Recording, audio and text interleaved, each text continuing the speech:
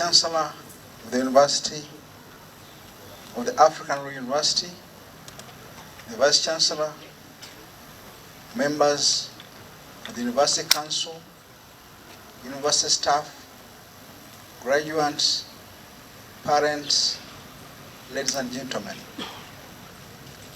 It's with great pleasure that I stand before you here today on this important day in the lives of our graduates. I would like to congratulate all graduates upon this achievement in your academic and professional journeys. This is a day everyone remembers because it marks the end of a long journey and the beginning of a new phase in one's life. Personally, in 1989, I think in the month of August, I was like you. That's about 34 years ago. The experience, the only thing I can compare it with is the time when I had my confirmation as a Christian in 1978. I felt God on my shoulders. The next time was when I graduated with my first degree and later the many degrees I got. Congratulations, our graduates. In the same breath, I would like to thank the parents and guardians for the sacrifices you have made to get your children this level. I'm a parent. I'm a father of 6 children, including a set of twins. I know what it means to sponsor children through school. But not only taking them through school, parenting them from childhood to a time when you can say, now they have reached university and now they are getting out of university. It's challenging, it's a sacrifice, it has stories to tell. But at the end of the day, parents have reason to rejoice. Because by the time we reach here, many have fallen by the way. If you look back where you started and begin counting, all looking for those you began with, you realize that many of your people you began with in the class 1 are not anywhere to be seen. So you must count yourself not only lucky, but blessed that you have been able to reach here. But as you consider, as you look at yourself, also look at the hands that have upheld you up to this moment. The parents, the teachers, the lecturers, community members have played a role. I remember when I was an undergraduate at the University of Dar es Salaam, Tanzania, I read a number of things and I listened to stories of the late Mwalimu Julius Nyerere. You say that children belong to the society. You can have your parents, but by the time you reach where you have reached, you cannot count the number of hands that have touched you. And as we reach this moment, we need to appreciate all the hands which touched you, whether you remember them or not. When you go to your villages, people will remind you how they carried you across a pool of water in the road which you not carry. How they got the red ants from your feet. All those stories exist. Many of those will not remember, but remember, those are the hands which brought you to where you are. I also thank the founders of this great university for the great and noble vision that informed this initiative.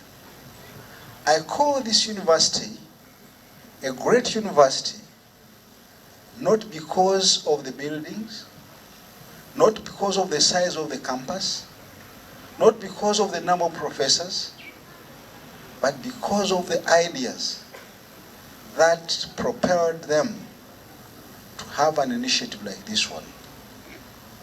It was no mean act, because these ideas may appear like common ideas, but they are not common ideas. To think about a university for the rural people, and think about a university for women, it's not a thing a common mind can think about. When you get here, you realize that the minds that sat down, people sat down with their minds to think about this initiative, were deep thinkers and great philosophers of our time who will live to be remembered for the thoughts and the plans they had. Why?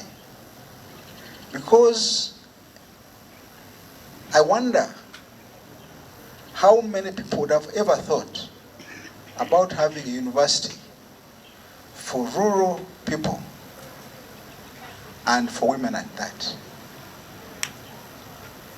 All of us know that as Africans in our communities, we have our ways of looking at things. We know what matters most. We know the most important people in our society. Many times, the most important people are left behind. And when they're left behind, we only remember them when we're in trouble. The thought of having a university for women was a great thought. I've looked at the literature, some of the literature of this university. It's amazing. There are things which are talked about. There are pillars which are emphasized, which no mean mind will think about. One, the emphasis on being a model for transformation. Remember, people talk about rural development, but not rural transformation. The two are different. Development can come from any angle and can work in different ways. But transformation works within people. Transformation focuses on empowerment and self-involvement. The concept of endogenous wisdom specialists is not an idea for a simple mind. Many times, we think about ideas from outside. We think about professors with papers. We think about people with degrees and doctorates. And we forget that within our own societies, we have got people who have no qualifications, who have no papers, but they have got knowledge and they have got the capacity to change the world around them. They have lived their lives, and they have lived them well, and there are success stories in them, but rarely do we recognize them as so. This university, among the men in the world, has come out to think about that. They talk about mindset change. One of the biggest challenges we have in the world today is the issue of our mindsets. Mindsets, as they are called, they are actual mindsets. They are bricks. They are hard core stuff built over time and cherished by many. And we really feel very difficult if we are told to move a step from what we believe. And because of the belief in what we believe, many times we don't change for the better. We believe and think that what we have is the best. But experience has shown us that unless you begin challenging yourself and move from one position to another, you can never have effective change in your lives. This university has been a champion in focusing on changing the mindsets of people, building capacity for people to change their minds. I should congratulate you over that. Aspects we talk about, but many people don't know how to do. I hear them say, we are doing community engagement, we are doing mobilization. But when you look at what they do, realize that actually it's lip service. I've looked at what is taught here. I've had the opportunity to listen to what people say, and I'm saying you're on the right track. Then the special interest and focus on women in higher education is one thing we must remember. It's far beyond the traditional lip service we pay to women development. We talk about it for our benefit, but we never let go. We excite them, but don't let them have the power they deserve. This university is giving us an example which goes beyond excitement, which goes beyond being mere assertive, which goes beyond just talking about it, and challenges us to let the ball go in the court of those who deserve it.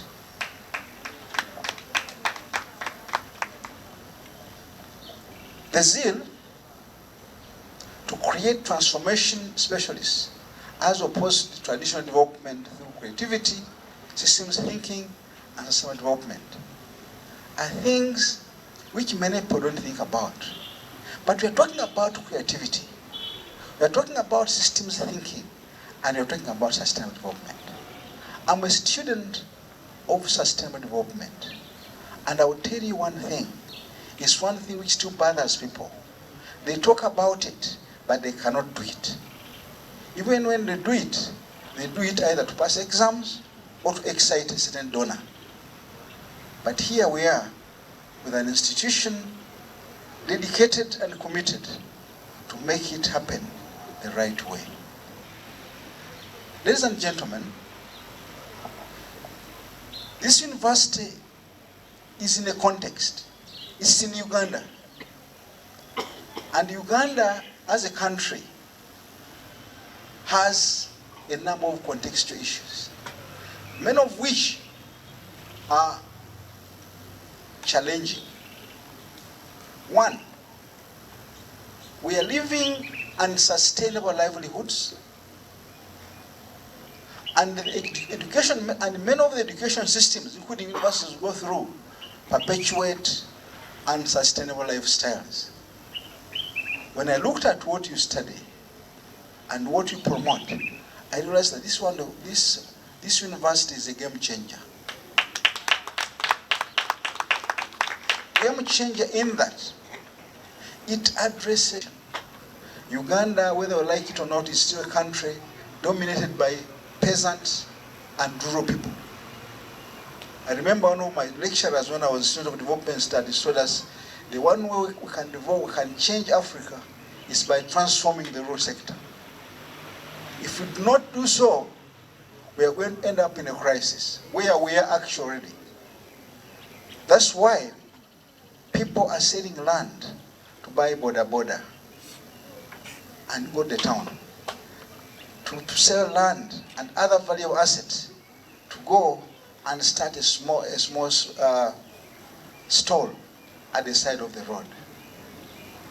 We have skewed values. What we believe is important is what surely may not be that sustainable. To many people, wealth means having cash in the pocket. We exchange wealth for money. And in the end, we find people struggling and crying over the loss they have created because of lack of understanding. There's one scholar who challenged me. It's called David Orr. One day, he commented on the issue he commented on education. He said, the truth is that without significant precautions, education can merely equip people to be more effective vandals of the earth.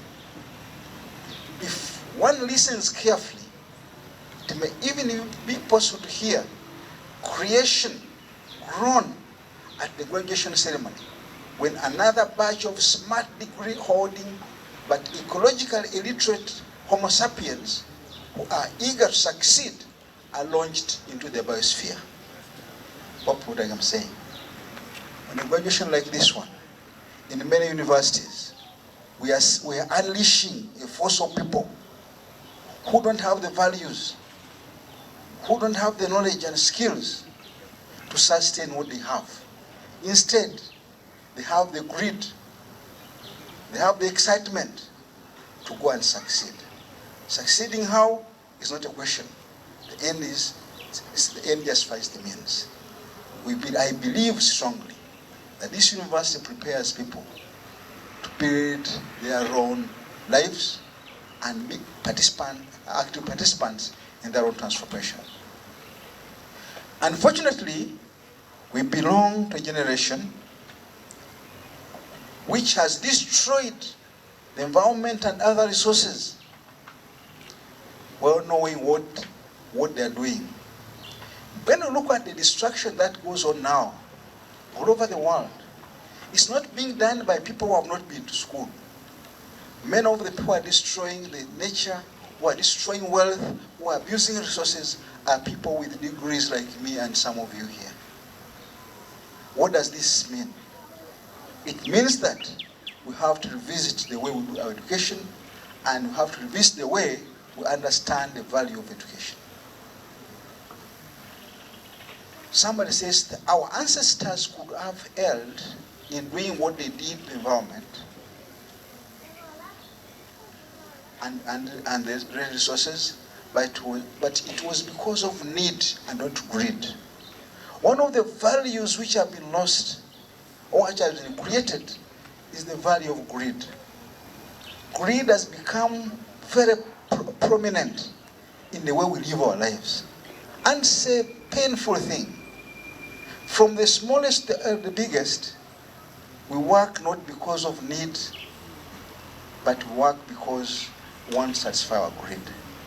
I believe graduates, people who are graduating today, you will not follow the path of greedy men and women in this country who don't care the destruction they impose on their country as long as they achieve what they want. Again, we have other challenges. These days, our talk is about development. But what kind of development are we talking about? We talk about development in terms of economic growth, in terms of GDP, and so on and so forth. But the development which we talk about has left out many of the actors and kept them observers. When you are kept an observer, most of the time you receive what they give you.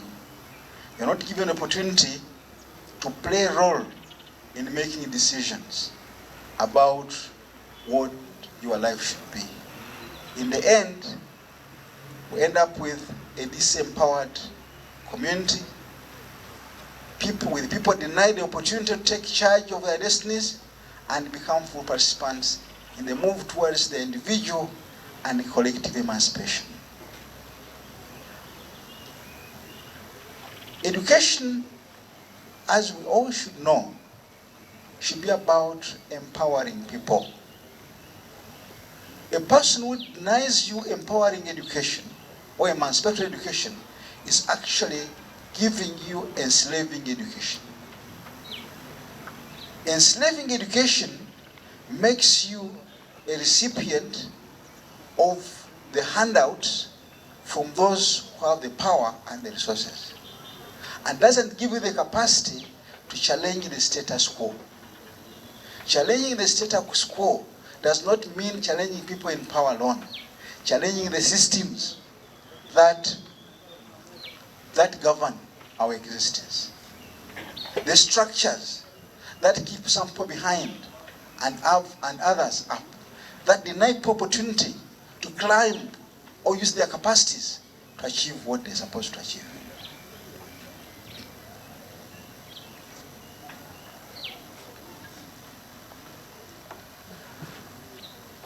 Ladies and gentlemen, there are many things to be talked about in this country. I began teaching in Makerere when I was quite young.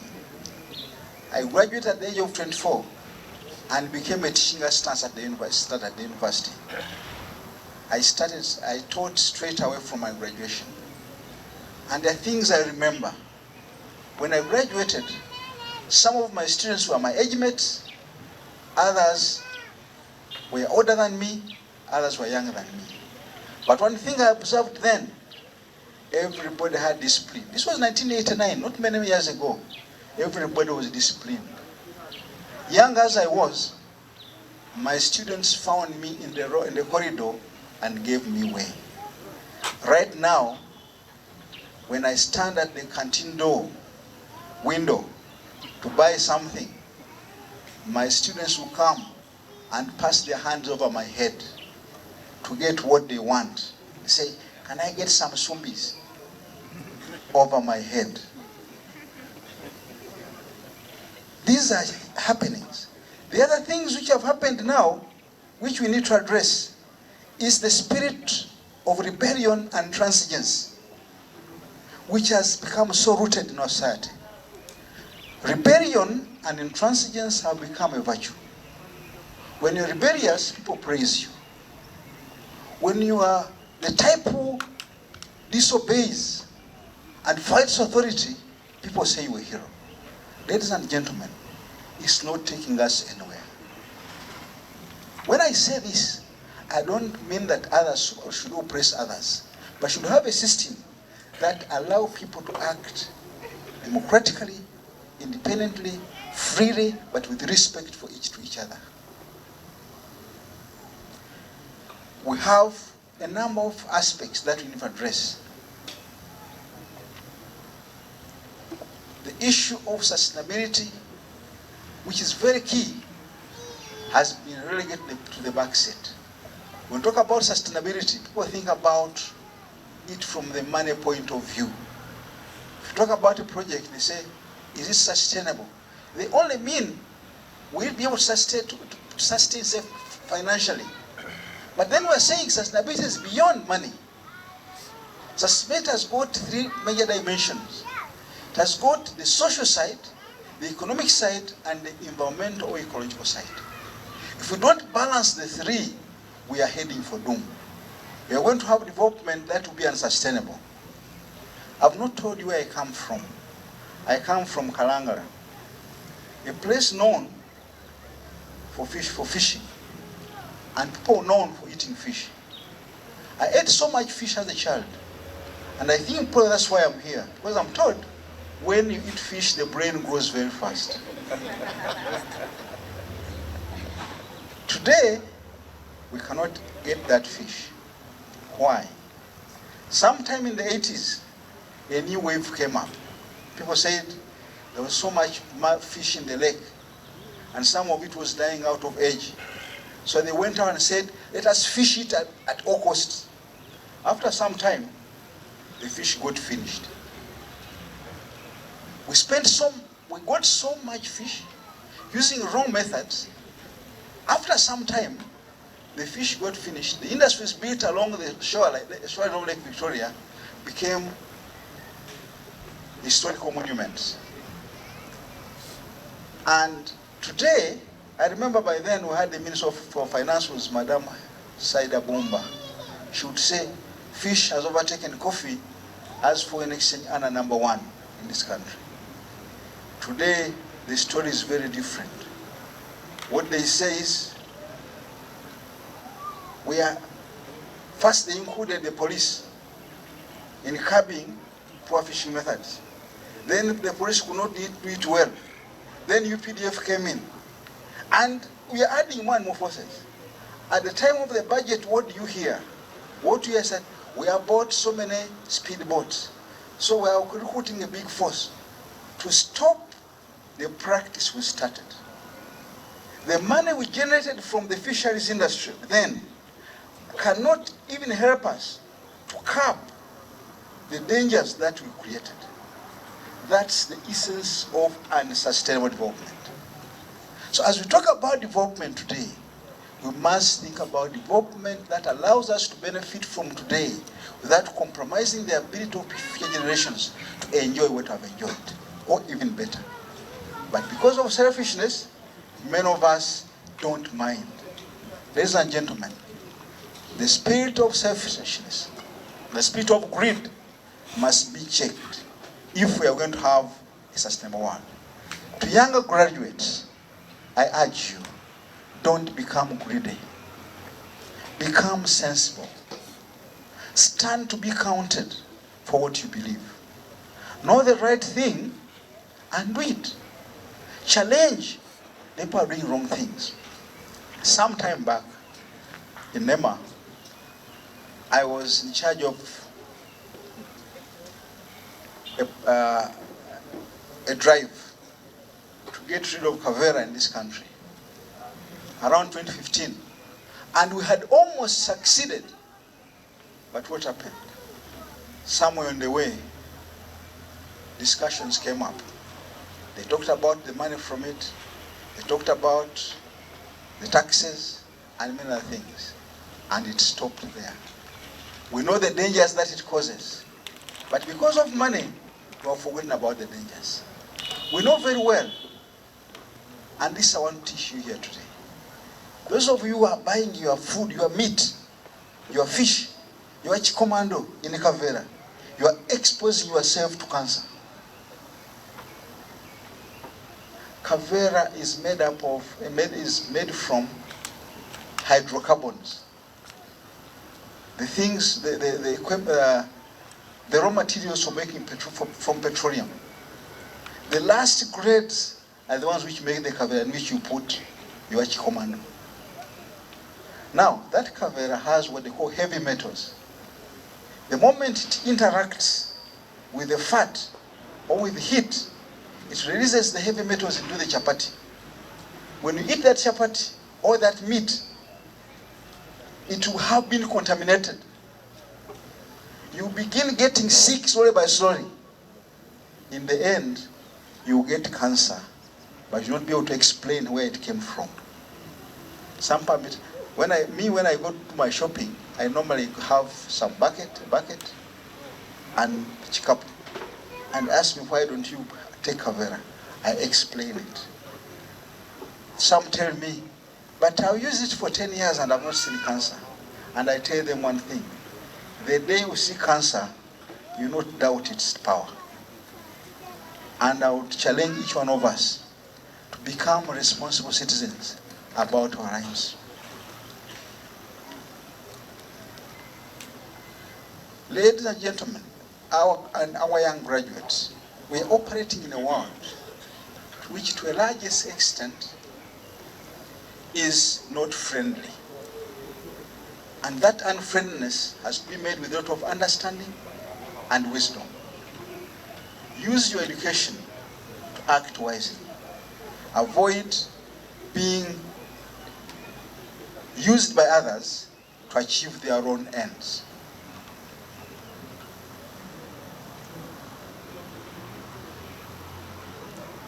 You are lucky. You are entering a world where the work is clearly cut out for you. You know the challenges ahead of you, and you should be able to meet them because you understand them.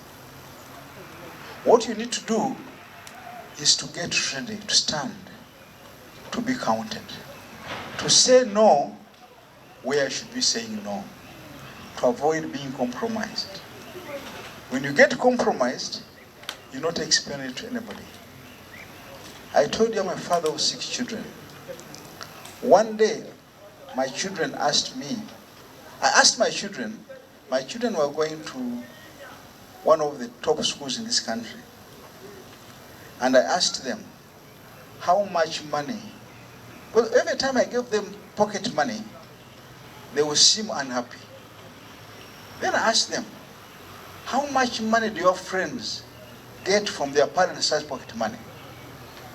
They told me some parents deposit 500,000 with the bursar, and our colleagues speak 100,000 every week for pocket money. Me, I was giving 50,000 for a term. I realized that my children were beginning to hate me. They thought I was a mean man. I called them into a discussion. I told them, where do the parents solve those book bank 100,000, 500,000 with the bursar? Where do they work? They told me they are civil servants. And I told them, if they are civil servants, then they are thieves. Because where I work, I must be getting much more money than they get. But I don't have that money to deposit in with the bursar. Actually, that's school fees. But somebody deposits as what? As pocket money. Let us stop living the lives which are not ours. Let us live a life which is compatible with where we are. Uganda is a developed country with many poor people. Even when you have so much money, there are many people who can help with that money rather than splashing it out just for the sake of saying, what I did not get it, my children get. They may get it and they stop when you die. One scholar who actually tickles my mind always is Albert Einstein. One day said, we cannot solve our problems with the same thinking we used when we created those problems. You hear? We cannot solve our problems with the same thinking that we used when we created those problems.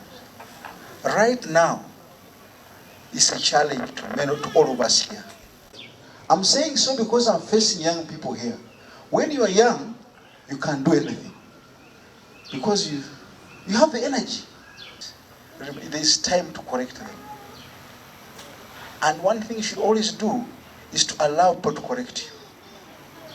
Don't be afraid. Don't be angry when you are told you are wrong. Because that's the way you're going to climb up to the top. If you don't listen to others, you're wasting your time.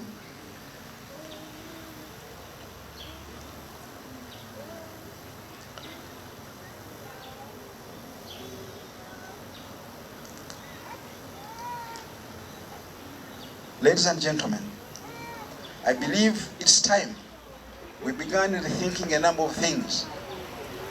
These days, we are in what do they call the era of education for sustainable development. And all the practices we do must focus on sustainability. And sustainability in this case must go beyond the money bit, as I said earlier. Let us think about the way we teach, the way we learn, and the way we interact with the society around us. Let us look at each of us and how much we contribute.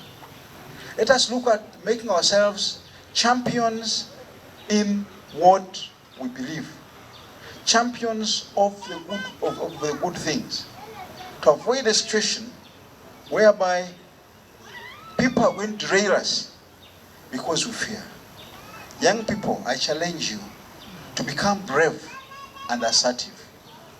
Say no where you can, where you're supposed to say no. I remember some time back,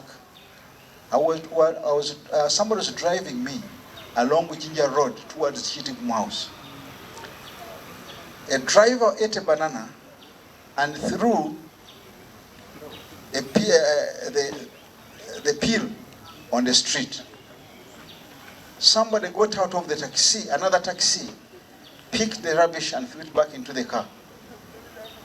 Now when the lights are allowed to move, the very driver moved and picked the rubbish and threw it back on the road.